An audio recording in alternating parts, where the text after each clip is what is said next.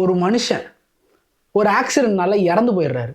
இறந்து போன அவருக்கு 90 நாட்கள் அவருடைய வாழ்க்கையை திருப்பி வாழ அவகாசம் கிடைக்கிது.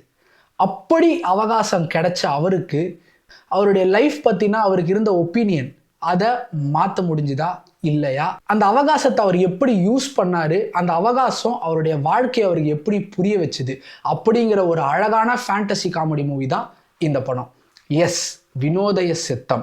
தம்பி ராமையா அண்ட் சமுத்திரகனியுடைய பெர்ஃபார்மன்ஸில் இந்த படம் வந்திருக்கும்.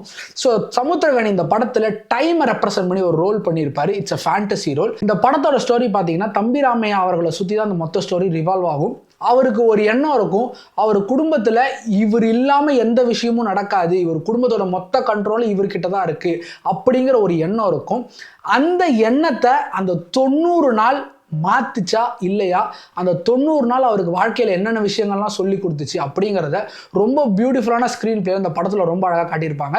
எஸ்பெஷலாக அந்த படத்தோட ரைட்டிங் அண்ட் ஸ்டோரி ரொம்ப டிஃப்ரெண்ட்டான, நீங்கள் தமிழ் சினிமாவில் ஒரு மாதிரி உங்களுக்கு ஃப்ரெஷ்ஷாக புதுசாக இருக்கும் பார்க்குறதுக்கு. எஸ், இந்த படத்தோட director Samuthirakani.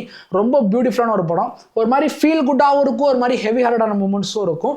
Of course Samuthirakani movie நிறைய எமோஷனலான மூமெண்ட்ஸ், நிறைய எமோஷனலான டைலாக்ஸ்லாம் அந்த படத்தில் வரும். அது எல்லாமே நல்லாவே இருக்கும். அண்ட் எஸ்பெஷலாக தம்பி ராமையா அவர்களுடைய பெர்ஃபார்மன்ஸ். எஸ், அது அவருக்கு ஒரு கேரக்டர் அங்கே டிஃபைன் பண்ணியிருப்பாங்க. அந்த கேரக்டருக்கு ட்ரூவாக சூப்பராக படம் ஃபுல்லாக அழகாக பெர்ஃபார்ம் பண்ணி கொடுத்துருப்பாரு. ஒரு நல்ல ஒரு படம். யாராவது மிஸ் பண்ணியிருந்தீங்கன்னா மிஸ் பண்ணாமல் பார்த்துருங்க. அண்ட் இந்த மாதிரி எக்கச்சக்க யூனிக்கான மூவிஸை தேடி தேடி கண்டுபிடிச்சி உங்ககிட்ட சொல்கிறேன். ஸோ அதுக்காக மறக்காமல் ஃபாலோ பண்ணிக்கோங்க.